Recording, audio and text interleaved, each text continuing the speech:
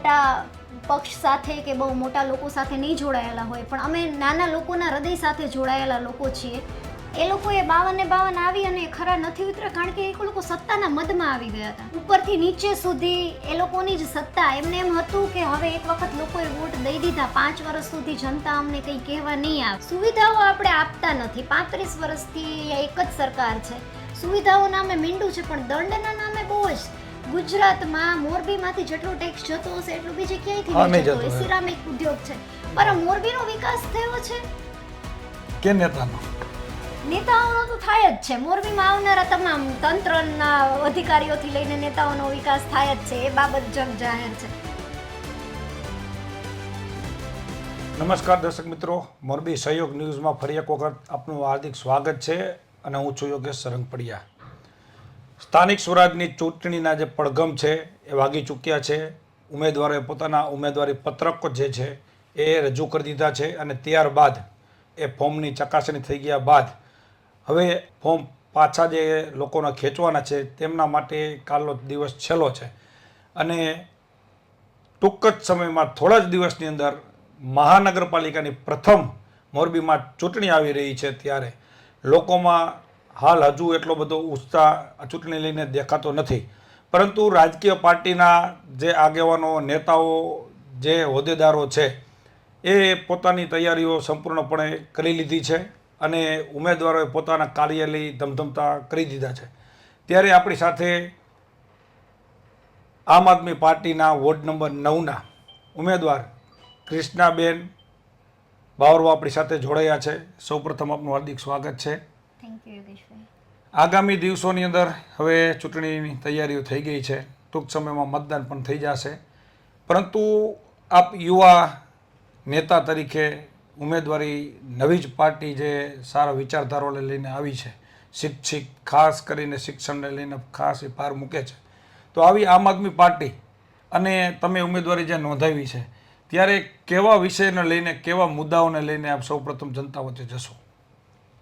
સૌપ્રથમ જ્યારે અમારી પાર્ટી નવી છે એટલે લોકોને હજી પાર્ટીની ખબર નથી. પાર્ટી આંદોલનમાંથી આવી છે એટલે અમે ખાસ કરીને લોકોના સામાન્ય જીવનને સ્પર્શતા જે મુદ્દાઓ છે એને વધારે ભાર આપીએ છીએ, કારણ કે બીજા મુદ્દાઓ એવા હોય છે જે તમને ડાયરેક્ટ અસર ના કરતા હોય. પણ આજની પરિસ્થિતિ તમે જુઓ છો કે મોરબીના રોડ ઉપરથી તમે નીકળો છો તો ટ્રાફિક વિનાનો એક પણ રોડ નથી, ખાડાઓ વિનાનો એક પણ રોડ નથી, તો એ લોકોને સીધો સ્પર્શે છે. તો અમારી પ્રાથમિકતા એ છે કે લોકોને સીધા સ્પર્શતા મુદ્દાઓ વિશે અમે લોકો કંઈક સોલ્યુશન લાવીએ, પરંતુ એના માટે અમારે અત્યારે હાલમાં સત્તામાં આવવું જરૂરી છે.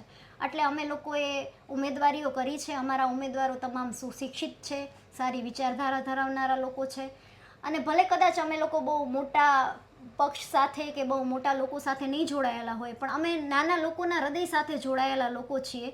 અમે લોકોને સારા રસ્તાઓ આપવા માગીએ છીએ, શુદ્ધ પાણી આપવા માગીએ છીએ, સારું શિક્ષણ આપવા માગીએ છીએ, સરકારી સ્કૂલોને એવી બનાવવા માગીએ છીએ કે સરકારી સ્કૂલો એ એટલી અદ્યતન હોય કે ખાનગી શાળાઓને ટક્કર આપે, કારણ કે એ આપણો આરટીઈ અંતર્ગત રાઇટ છે. એ ઉપરાંત અમે સરકારી હોસ્પિટલની આજ જે પરિસ્થિતિ છે, દરેક લોકો ખાનગી હોસ્પિટલ પરવડતી ના હોય દરેક લોકોને, તો સરકારી હોસ્પિટલમાં એવી સુવિધાઓ જરૂરી છે જે હોવી જોઈએ પરંતુ હજી સુધી નથી આવી, તો અમે એના ઉપર પણ ભાર મૂકવા માગીએ છીએ. અત્યારે જે રોડ રસ્તાઓ હાલમાં બની રહ્યા છે ખૂબ જ ધીમી ગતિએ એનું કામ ચાલે છે અને રોડ બન્યા પછી ફરીથી કોઈને કોઈ લાઈન નાખવાની રહી જતી હોય, વળી પાછો એ બનેલો આરસીસી રોડ તોડે અને પછી વળી પાછો ફરીથી બનાવે, તો એ જે કામ છે ને એ કોઈ પણ જાતનું અણઘડ વહીવટ કહેવાય કે વગર વિચારીએ પહેલાં તમે અંદર લાઈનો નાખીને પછી રોડ બનાવો તો બની શકે કે 4-5 વર્ષ સુધી એને તોડવાની જરૂરિયાત ના પડે. ચોક્કસ. કારણ કે સિટીની અંદર એટલો ટ્રાફિક રહે છે કે કોઈ મોટા વાહનોને બહુ ચાલવાની જગ્યા હોતી નથી, તો સામાન્ય ગાડીઓથી જો આરસીસી રોડ તૂટી જતો હોય આપણી રેગ્યુલર 4 વ્હીલરથી, તો એ આરસીસી રોડ એ કોઈ યોગ્ય માત્રામાં વ્યવસ્થિત બન્યો હોય એવું લાગતું નથી.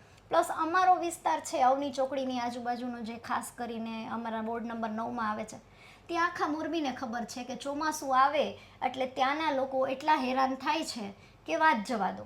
લોકોના ઘરમાં ગટરોના પાણી ભરાય છે.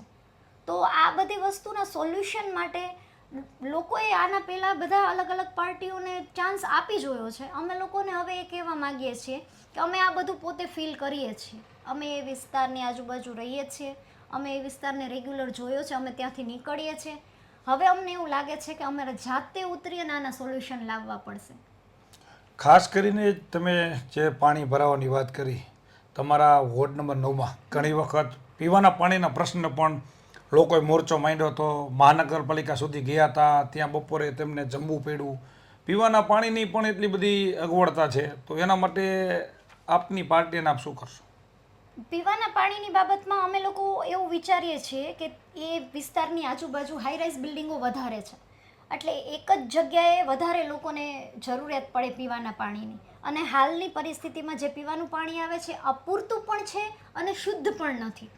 તો અમે એવું વિચાર કરીએ છીએ કે જો અમે લોકો વ્યવસ્થિત સત્તામાં આવીએ તો અમે રાજ્ય સરકાર પાસેથી કોઈ સારી એવી પીવાના પાણીની, જેવી રીતે આપણે નર્મદાની લાઈનો લાવ્યા છીએ એવી રીતે વધારાના પીવાના પાણી માટેની માંગણીઓ કરીએ, જેથી કરી અને મોરબીની જનતાને શુદ્ધ અને સારું પીવાનું પાણી મળી રહે, જે મૂળભૂત જરૂરિયાત છે.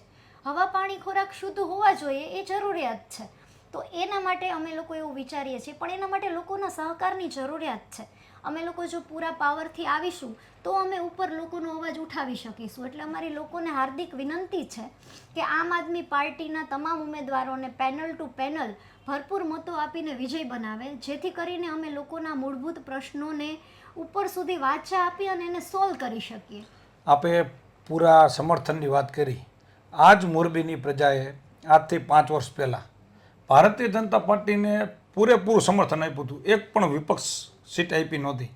છતાં પણ ભારતીય જનતા પાર્ટી આજે આપણે કહેવું પડે કે બધી સુવિધા નથી પૂરી પાડી. 5 વર્ષ દરમિયાન છેલ્લા ઘણા બધા કૌભાંડના વાત પણ ધારાસભ્યએ કરી, કૌભાંડ થયા. તો 52 આવી છતાં કામ નથી થયા. તો તમારી આગામી એ પ્રકારની સીટ આવે તો તમે એમાં ખરા ઉતરશો? એ લોકોએ 52 આવી અને ખરા નથી ઉતર્યા, કારણ કે એ લોકો સત્તાના મદમાં આવી ગયા હતા. ઉપરથી નીચે સુધી એ લોકોની જ સત્તા. એમને એમ હતું કે હવે એક વખત લોકોએ વોટ દઈ દીધા, 5 વર્ષ સુધી જનતા અમને કંઈ કહેવા નહીં આવે. એમને ખબર હતી કે જનતા અમને નહીં કહી શકે, એટલે એ સત્તાના મદમાં આવી ગયા હતા. પરંતુ અમે જનતાને અમારી પ્રજા નથી સમજતા, અમે જનતાને અમારા રાજા સમજીએ છીએ. અમે એમના સેવક બનવા માટે આવ્યા છીએ. તો જો અમે એના સેવક હોઈએ તો અમારે એમનું કામ કરવાનું હોય, અને એ નૈતિકતાથી જ અમે લોકોએ આ ચૂંટણીના પગરણમાં પગ માંડ્યો છે. અને અમે લોકોને દરેક જગ્યાએ વચન આપીએ છીએ કે અમે હારીશું, જીતીશું, કાંઈ પણ લોકોના કામ અમારાથી થતાં અમે ગમે ત્યારે અડધી રાત્રે પણ એમના માટે ઊભા રહીશું. અમારા 52 ઉમેદવારો જો જનતા કરે અને ભગવાનની મરજી હોય ને અમે 52 ઉમેદવારો ખરા ઉતરીએ તો અમે મોરબીને સ્વર્ગ બનાવવા માંગીએ છીએ. રોડ, રસ્તાઓ, ગટર, પાણી, સ્ટ્રીટ લાઇટ, જે મૂળભૂત જરૂરિયાતો છે એને ખરેખર કઈ રીતે કરી શકાય અમે એ જનતાને દેખાડવા માંગીએ છીએ. ખાસ કરીને મોરબી સિરામિક નગરી છે, કરોડો રૂપિયાનો ટેક્સ પે કરે છે, પરંતુ હજી સુધી પાયાની સુવિધા મળી નથી. ખાસ કરીને બગીચાઓની વાત કરીએ તો છેલ્લા 35 વર્ષથી તો હું સાંભળતો આવું છું કે બગીચા મળશે, પેરિસ બનાવશે. હકીકતમાં પેરિસ બન્યું નથી. બાળકોને આજે રમત માટે, રમવા માટે હમણાં જ વેકેશન પડશે તો આપણે ક્યાં લઈ જાવ ને એક મોટો પ્રશ્ન બનીને ઉભો રહે છે. તો આ બાબતે કયા પ્રકારની કામગીરી થશે? અમારા લોકોની એવી વિચારધારા છે કે અમે નાનાથી લઈ અને મોટા સુધી બધાનું વિચારીએ. બિલકુલ અમે ઈચ્છીએ છીએ કે બાળકો માટે એવી વ્યવસ્થાઓ બને, સારા બાગ બગીચાઓ બને, વૃદ્ધો માટે એવી વ્યવસ્થા બને કે એ પોતાનો સમય ત્યાં પસાર કરી શકે. તો અમારા પોતાના મેમોરેન્ડમમાં એ છે કે અમે છે ને એના માટે પણ વ્યવસ્થાઓ કરીએ. જૂના જે બગીચાઓ છે, અત્યારે જે જગ્યા એમનામ અવાવરું પડી છે એને ફરીથી સારી કરીએ. કોઈ નવી જગ્યા સરકારી છે એને ફાળવીએ, જેથી કરીને બાળકો, એમના માતા પિતા એમને ત્યાં રમવા લઈ જઈ શકે, અથવા વૃદ્ધો હોય એ પોતે પોતાનો સમય પસાર કરવા માટે ત્યાં ભેગા થઈ શકે. અને જે અત્યારે જે બગીચાઓના કામ આ લોકોએ ચાલુ કર્યા છે, બે ચાર બગીચા ચાલુ કરે છે, પણ ઘણા સમયથી સાંભળતા આવ્યા છે કે ચાલુ જ છે, એ અંતે એ પૂરા નથી થતા. જેવી રીતે આ પુલના, ઓવરબ્રિજના કામ ચાલુ છે મહેન્દ્રનગર પાસે કયો કે પછી આ બ્રિજ પાસે કયો, નટરાજ ફાટક પાસેની, આપણે સાંભળીએ છીએ કે ત્યાં બનવાનું છે, પણ એ ક્યારે બનશે એ કોઈને ખબર નથી. તો અમારું ફર્સ્ટ પ્રાયોરિટી એ રહેશે કે જે ખરેખર જરૂરી છે, જે કામ ચાલુ થઈ ગયા છે એને પહેલા તકે પૂરા કરીએ. કારણ કે જ્યારે કોઈ પણ કામ ચાલુ હોય ને ત્યારે આજુબાજુના લોકોને અગવડતાઓ પડતી હોય. આપણને જ ખબર છે કે એક રોડનું કામ ચાલુ હોય ત્યારે બીજા રોડ ઉપરથી ટ્રાફિક ડાયવર્ટ કરવામાં કેટલી અગવડતા પડે છે. મોરબીના રોડ એટલા બધા પહોળા નથી, એટલે એમનામાં સામાન્ય બધા રોડ ચાલુ હોવા છતાંય ટ્રાફિક એટલો રહેતો હોય તો એક રોડ બનાવે ને બીજો રોડ બંધ કરે ત્યારે કેટલો ટ્રાફિક રહેતો હોય એ આપણને ખ્યાલ જ છે. એટલે અમારી ફર્સ્ટ પ્રાયોરિટી એ રહેશે કે કોઈ પણ કામ અમે ચાલુ કરીએ, બાગ બગીચા હોય, રોડ રસ્તા ગટર હોય, અમે એને વહેલામાં વહેલી તકે પૂરું કરી દઈએ જેથી કરીને લોકોને અગવડતા ના પડે. અને પ્લાનિંગ સાથે, એવું નહીં કે પહેલાં રોડ કરીને પછી ગટર ખોદીશું. પહેલાં ગટરની જરૂરિયાત હશે, કેબલની લેનની જરૂરિયાત હશે, ઇલેક્ટ્રિક લેનની જરૂરિયાત હશે તો પહેલાં અમે એ નાખીશું, પછી રોડ કરીશું જેથી કરીને એને વારે વારે ખોદવો ન પડે. પ્લસ આપણને ખ્યાલ છે કે જે વરસાદી પાણીના નિકાલના વોકળાઓ હતા ત્યાં અત્યારે દબાણ થઈ ગયું છે મોટા ભાગે. તો હવે આપણી પાસે મહાનગરપાલિકા છે, કમિશનર છે, તો આપણે એમની મદદથી એ દબાણ હટાવની કામગીરી અમે કરીશું જેથી કરીને આ વરસાદી પાણી જ્યાં ભરાય છે, રહેણાંક વિસ્તારોમાં વરસાદી પાણીના લીધે બહુ સમસ્યાઓ ઊભી થાય છે, રોગચાળાઓ ફાટી નીકળે છે, લોકોના ઘરોમાં ગટરોના પાણી ઘૂસી જાય છે, એ બધી સમસ્યાઓમાંથી મુક્તિ મળે. એટલે અમે એના માટે પણ કામ. મોરબી સતત ટ્રાફિકથી ધમધમતું છે, સતત ટ્રાફિક થાય છે, ટ્રાફિક સિગ્નલ નથી, લોકોને પરિવહન માટે જે અત્યારે ઘણા ટાઈમથી બસો પણ મહાનગરપાલિકાની બંધ હતી, તો બીજા મહાનગરો જે રાજકોટ, સુરત, અમદાવાદ એ બધા તો અત્યારે ઘણી બધું બસો પણ ચાલુ થઈ ગઈ છે, પરંતુ એ જે સિટીમાં આપણે મારા ખ્યાલથી અત્યારે એકાદ બસ ચાલે છે. તો આ બાબતે જો એ યોગ્ય પગલાં લેવાય, જો પરિવહન લોકોને અત્યારે માની લ્યો બાઇક લઈને, રિક્ષા લઈને સતત ટ્રાફિક થાય છે, એની જગ્યાએ કોઈ બસની સારી સુવિધાઓ સિટીમાં બસ સ્ટેન્ડ એના ઊભા થાય તો એ બાબતે આપનું શું કહેવું? પહેલી વસ્તુ તો એ કે આપણે લોકોને હેલ્મેટ માટે દંડ કરીએ છીએ. પીયુસી ના હોય તો દંડ કરીએ છીએ, લાયસન્સ ના હોય તો આપણે બાઇક કે કાર ના ચલાવી શકીએ, પરંતુ શું આપણે એને એના માટે સારા રોડ રસ્તાઓ દીધા છે, સારું ટ્રાફિક પરિવહન દીધું છે?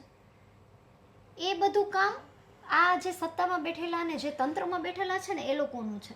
તો લોકો પાસે આપણે જો દંડ ઉઘરાવવા હોય ને, અમારું માનવું એવું છે કે આપણે લોકોને ત્યારે દંડ કરી શકીએ જ્યારે આપણે એને તમામ સુવિધાઓ આપી હોય અને પછી એ ભૂલ કરે. સુવિધાઓ આપણે આપતા નથી. 35 વર્ષથી અહીંયા એક જ સરકાર છે, સુવિધાઓ નામે મીંડું છે પણ દંડના નામે બહુ જ.